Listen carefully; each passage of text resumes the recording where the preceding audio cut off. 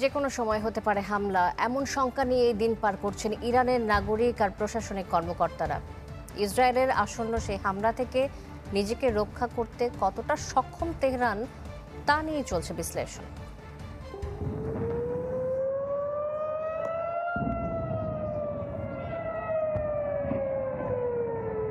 ইরানের হামলার শিকার হয়ে পাল্টা জবাবের হুঁশিয়ারি দিয়েছিল তেল আবিব।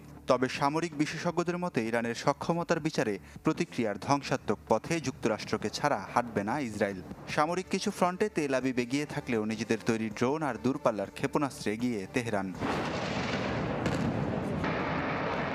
৬০ টন বিস্ফোরক ছুড়লেও ইসরায়েলের আকাশ প্রতিরক্ষার কাছে সেদিন পাত্তা পায়নি ইরান। ৪ থেকে ৭০ কিলোমিটার দূরে থাকা ড্রোন ও রকেট ধ্বংসে কাজ করেছে আয়রন ডোম। স্বল্প পাল্লার ব্যালিস্টিক আর ক্রুজকে থামিয়ে দিয়েছে ডেভিড স্লিং নামের প্রতিরক্ষা ব্যবস্থা। এছাড়াও দূরপাল্লার ক্ষেপণাস্ত্রের সামনে বাধা হয়ে দাঁড়িয়েছে তেল আবিবের